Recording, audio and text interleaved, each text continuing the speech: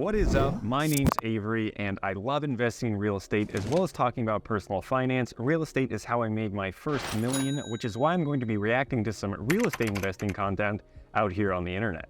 And so if you like learning about money and having good karma, let's go ahead and hit that like button because it would really help me out and make me smile, and it can be your one good deed for the day.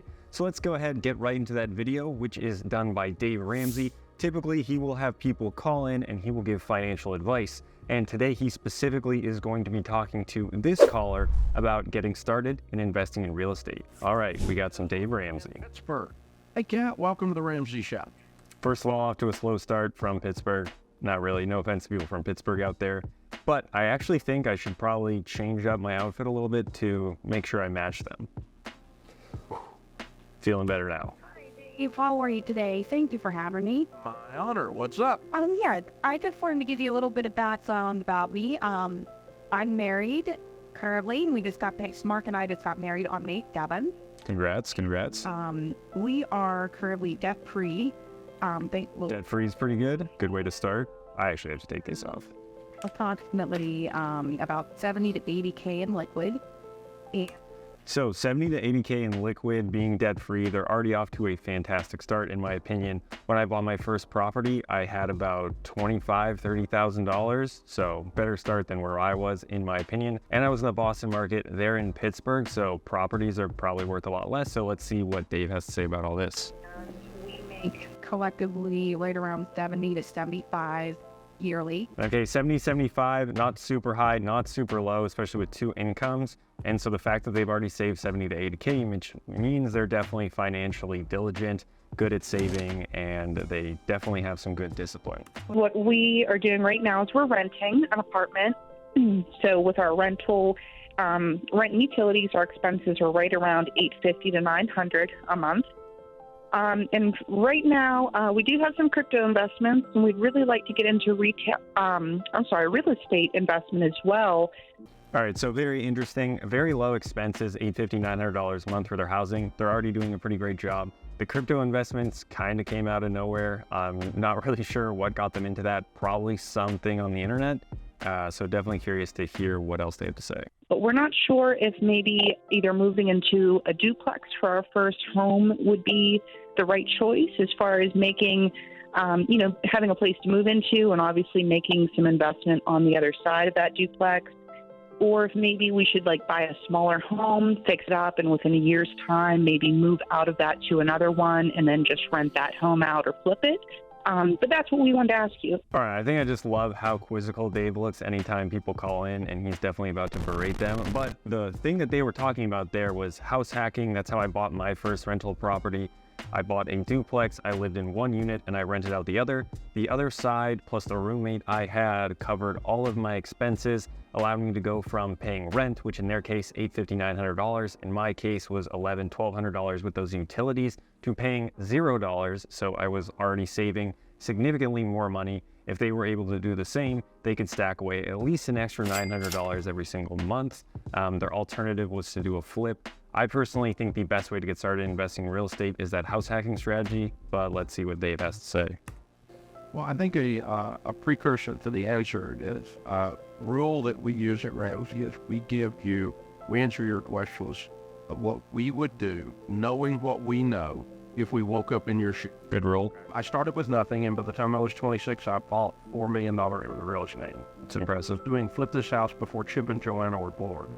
Literally, it was early 80s, right? No disrespect to both, because they're wondering. I was using short-term notes to borrow money to flip the house and make a profit. I made a profit on almost every deal I did, and I still went for uplands because the bank got nervous and called all our notes at one time, and there's a word we use for real estate that sells really fast. Cheap. I just want to say something here. Dave typically is a fearmonger. I think he's a really impressive person. He makes a ton of money, still owns a lot of real estate. And in the time of being 26 years old and having $4 million worth of real estate in the 80s, when you could buy a house for probably a couple of bags of chips where it was really inexpensive, is very impressive. But one thing that he said there is that he had short-term notes that were called on. So essentially he had risky debt and he was over-levered, and the bank noticed this and called all his loans due, which if you don't have enough money to pay it off, you're going to get screwed, which is exactly what happened to Dave. So he is talking about one extreme right now where he's saying he got into real estate investing, being over leveraged, being extremely risky, and the risk caught up to him. We ended up selling the real estate for less than it was owed on it, which was way less than it were to keep foreclosures from happening. It broke me, and I lost everything in my 20s. Okay, so Risk, reward, there was a lot more risk. love real estate. I own several $100 million with real estate today. It's a lot of real estate. But after that, I quit borrowing money. And so that's the guy and the place that you call to get your question answered. You need to know that. This is in fairness, okay?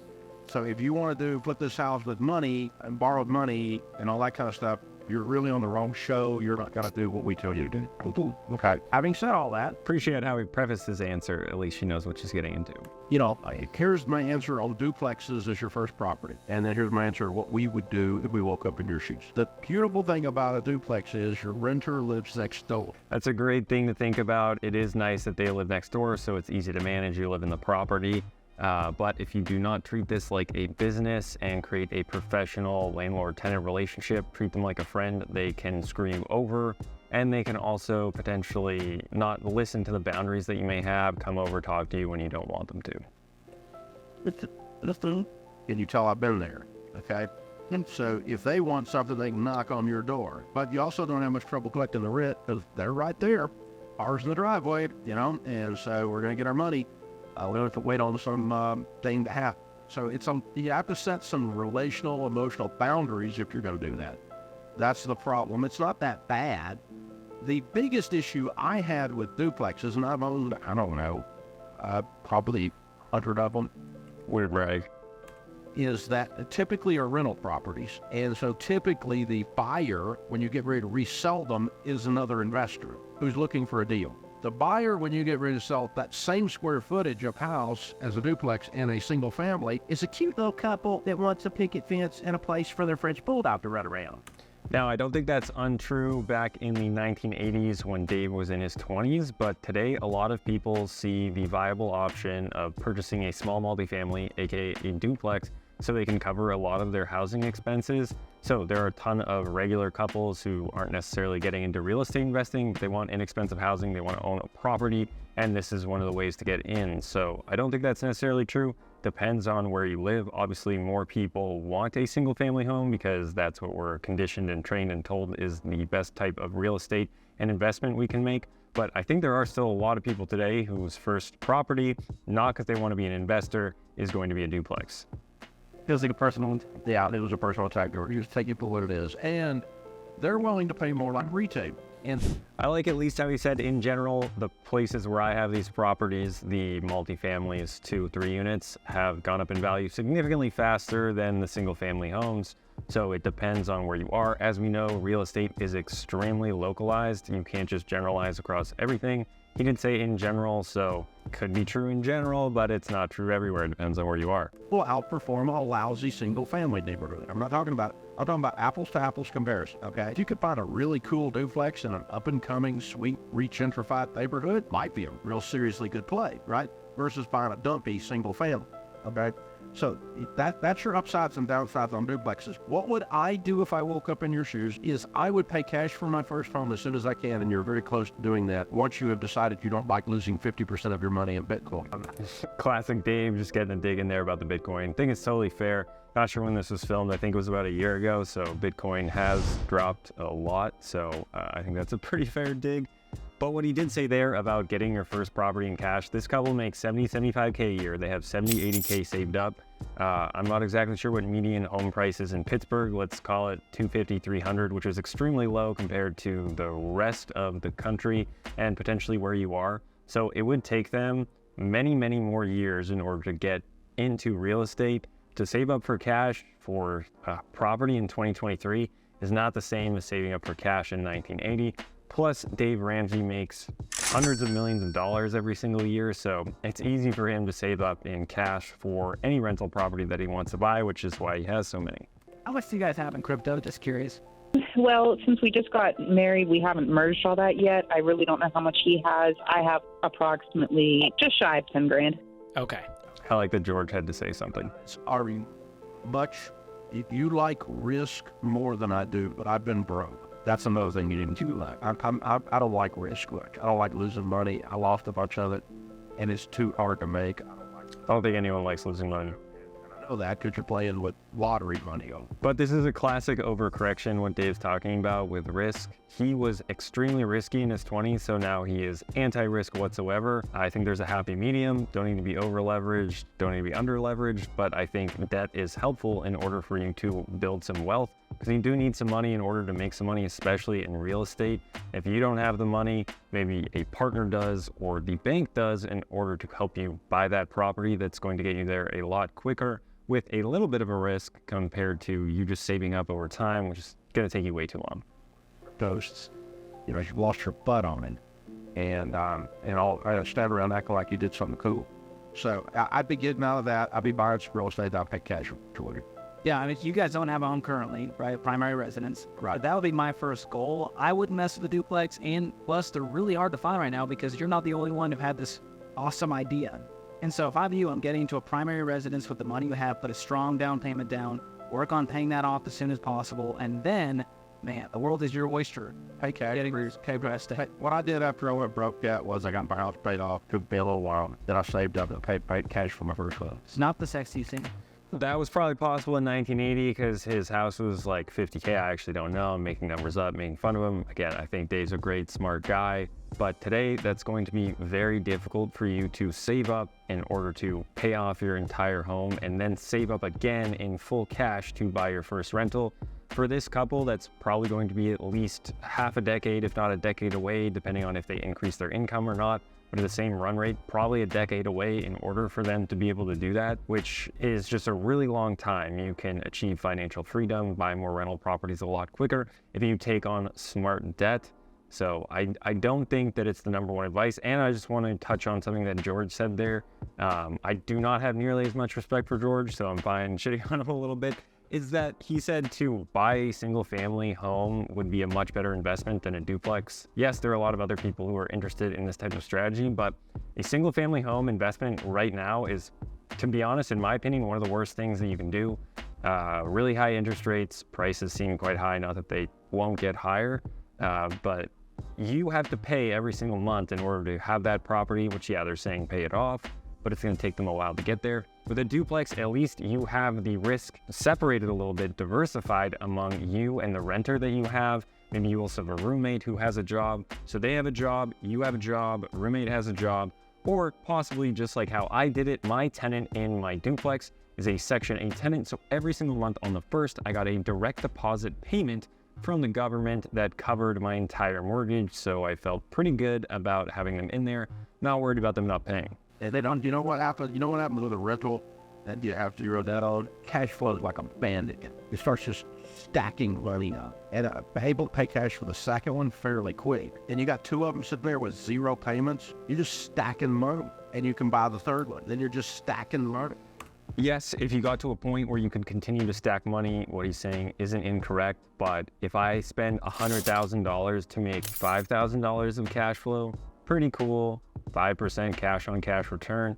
If I spent $20,000, take the bank to get the rest of the money, and then I make $2,000 a month, I still have $80,000 plus I'm making $2,000 a month. Not that those are real numbers in any way, shape, or form, but you making $2,000 a month in this scenario, which would be an amazing deal, you get your money back in less than a year. Let's say even if it were $1,000 a month, you get it back in 2 years, which is a lot faster than if you just paid all cash. So there are other metrics than just saying, hey, my cash flow is really high. It's about how fast you can get your money back. That is also an important metric when we're talking about return here. And ever since then, I've been just stacking money. And then I have some idiot walk up to me and go, you're so lucky. Well, luck didn't have squat to do with it, Duber. I have a system, a process. His system and process is just yelling at you and telling you you're stupid. The rent don't always pay. Did you say pandemic? And you say eviction for you? If you live in a good neighborhood where you purchase this property and it's in a good, desirable location with solid tenants, I had no worries about this during the pandemic eviction moratorium. And again, you can get a Section 8 tenant. The government will pay everything for you. Don't have to worry about it. Yeah, can't get them out. And you know what? I had some people that had some serious problems during COVID, and I could be gentle as a landlord. is you don't need the money. Because Dave is so nice and so gentle. Cancer. I'll throw somebody's got cancer in the street. About heartless. You beat your wife and you don't pay your bills, I'll put your crap in the street. What a comment. This guy's a riot. All right, so that's the end of the video with Dave talking about how to get into real estate investing. So he said the best way to do it was to save up all of your money and have absolutely zero debt, which is usually his stance on a lot of things because as a young go-getter kid, he used too much risk. Personally, I would never utilize some of the loans that he was talking about, short-term 90-day debt in order to get a property flipped and sold. And yes, it worked out for him pretty well until it didn't work out for him very well.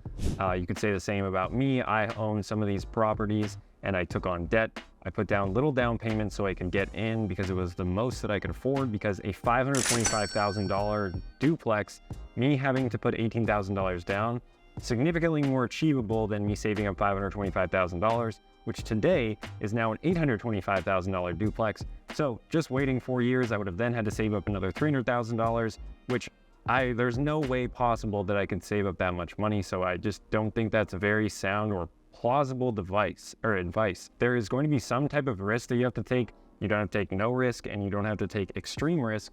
Somewhere in the middle, be smart, understand the numbers, do some calculations. So I think getting a duplex and getting into house hacking is the best way to start investing in real estate, or just buying your first property and then taking that duplex, allowing you to be able to then buy your nice single family home if that's all the investing you ever want to do.